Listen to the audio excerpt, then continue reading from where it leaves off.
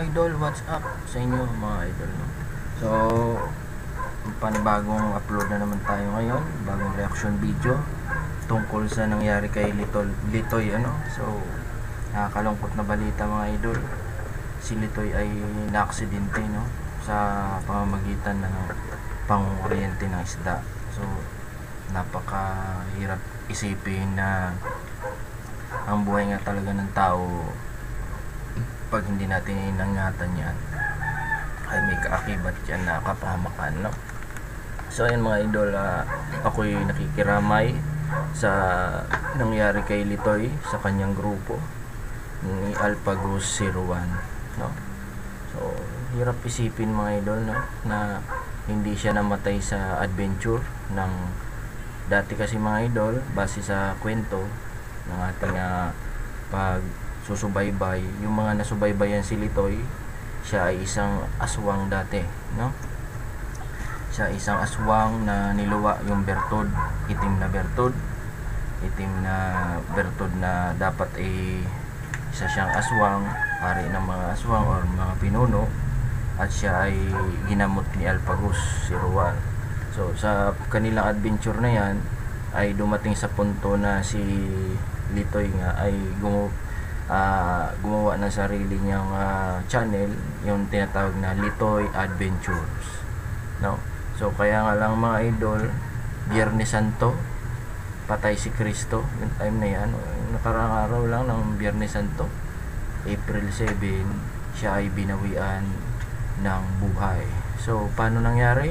Tara mga idol, samahan nyo ako na panoorin ang kanyang video. Pero bago yun mga idol, ina-invite ko kayo na maglaro dyan sa taas. Ayan o mga idol, OkBet. So OkBet, big win, great prizes. Maganda dyan magsimula, no? Cash in ka ng 100 lang, o kaya 200.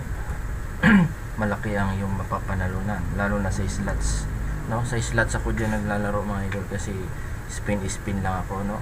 So meron din tayo dyan technique kung paano manalo sa slot games, no? Meron yan Patchay, Chili, at marami pang ibang game app, no? So meron din dyan sports, yan, no, na pwede nyong salihan. So ayan mga idol, tara na panoorin natin kung paano namatay si Litoy, no? So credit natin kay Alpagos. Itong video na ito ay gagawa natin ng reaction tungkol kay Litoy. Pato siya dayon, 50-50 yuto siya. Ikuan to, napalong. Bilin lang ng lighter dyan. Bro, let's explore na mo dito sa Bilin ng lighter. Ha? Let's explore na mo. Niingon siya sa kuan. Yan. So shout out natin ang ating mga kaibigan dyan sa Mindanao. Si Pau Adventure, Kuya Bads Adventures. Ayan, mga ghost hunters natin. Especially ang kanilang mabait na kasamaan, si Alpagos 01, no? So hindi ko nababanggitin lahat, si Ghostbusters, kundi subukan nating himayin kung ano nga talaga ang nangyari kay Litoy Adventure. Tana siya cellphone niya ba? Kaya mismo si si DJ nakabalo na. Tana siya sa cellphone na itom daw kay iyang. Dito no, kay pangitabo niya, lagom na kay iyang naong. Itom daw kay iyang naong. Itim na daw yung mukha niya. May nakabalumi nga na yun ang kuhan niya. Hindi mo tumatag na din. Kita kabalog yun.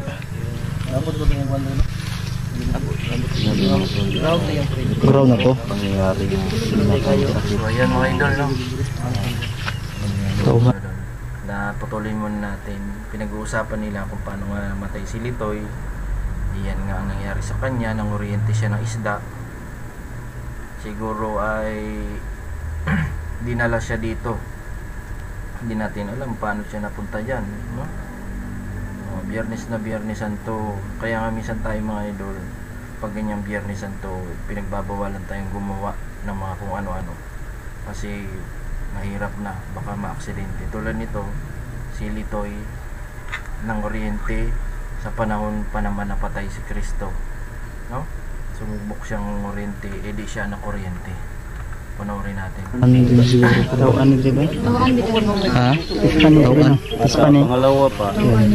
Papunta ni May mga So ayan mga idol, no, si ating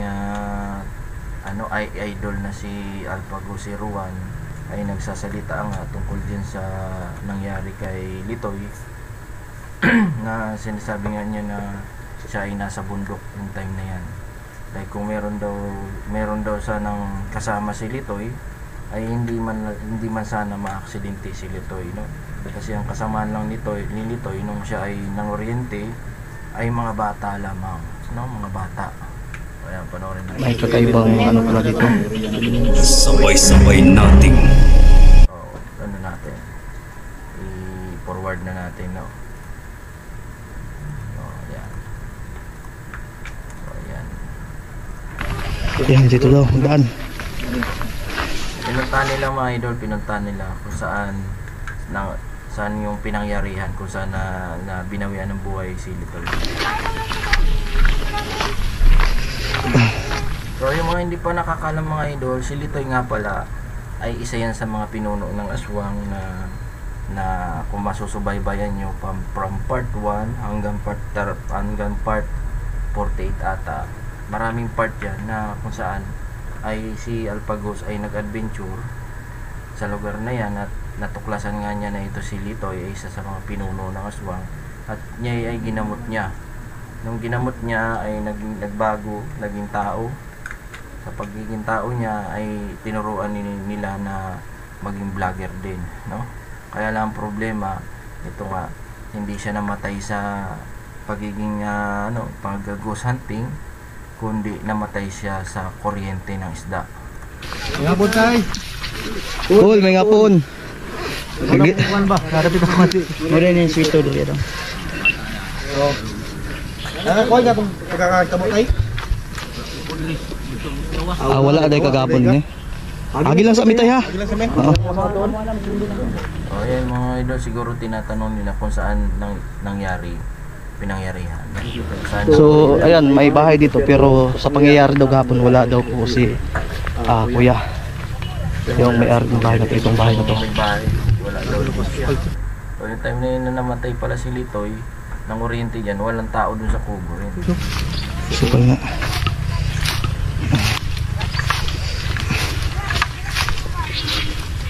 Ayan.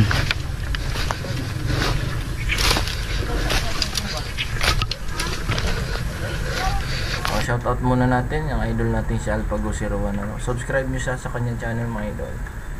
Isang magaling na ghost hunter yan. Yan, tsaka yung kanyang mga magigiting na mga teams, no? Si Pau Adventure, yan, Kuya Batch Adventure, at marami pang iba, si Ghostbusters, yan, mga bago niyang mga kasama. Dali na tabo. Uy. Dali lang ni tabo dai. So ayan, dyan pala siya ng oriente, no?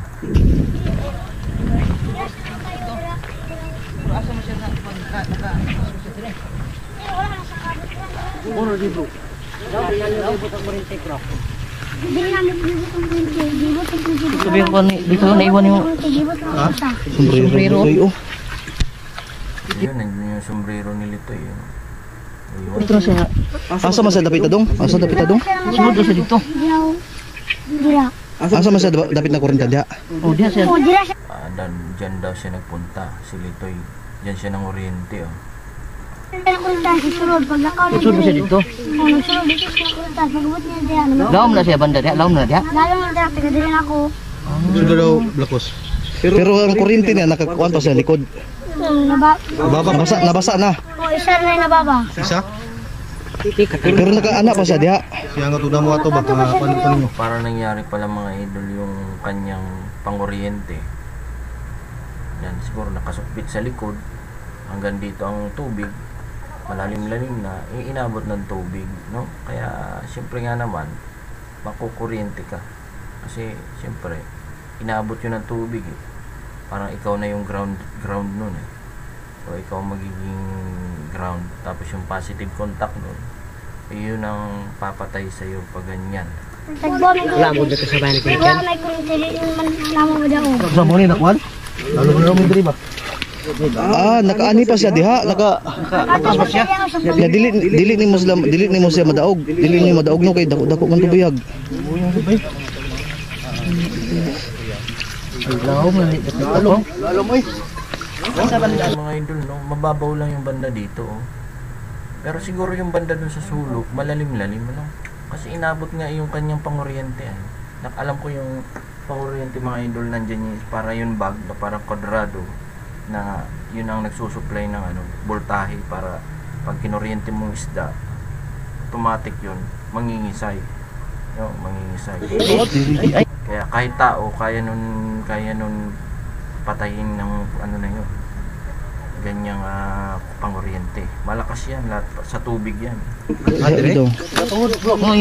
Naiwan yung sombrero. Ito yung sombrero ni Ate Linet na binigay sa mga bro.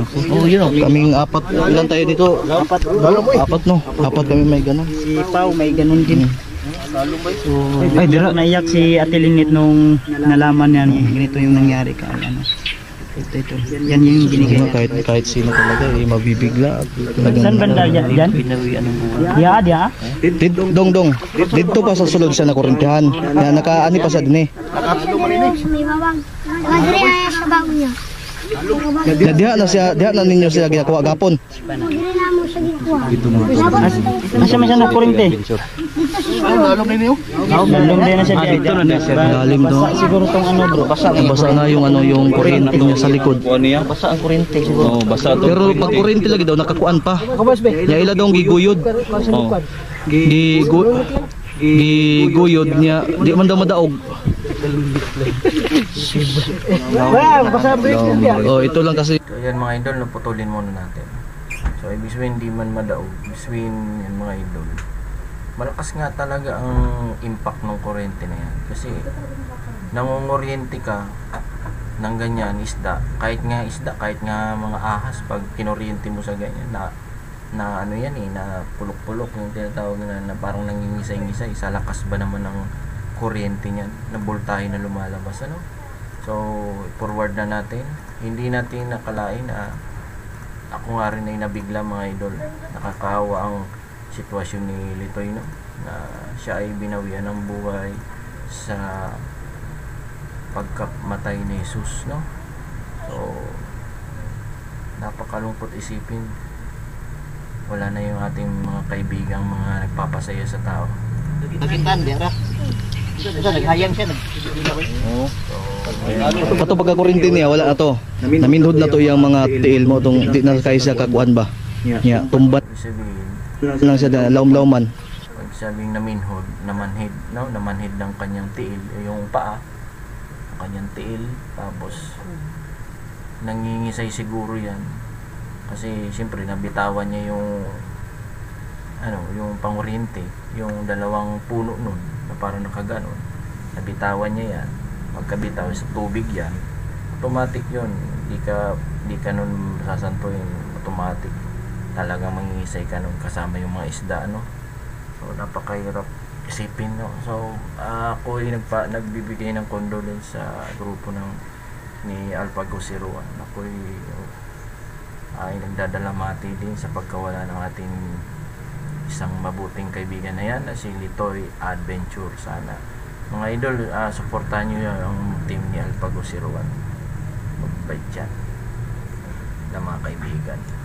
So sana lang ay sumalangit tawa ang kaluluwa ni Litoy, patawarin siya ng ating Panginoon sa lahat ng kanya naging laban sa buhay, simula't simula nung naging isa siyang aswang hanggang sa ginamot siya at naging tao, So ang buhay ng tao talaga mga idol may waga, So ang akin lang pakiusap, tayong mga taong mga nananampalataya sa Diyos, huwag natin kalimutan na may Diyos na buhay. Yun lang aking masasabi.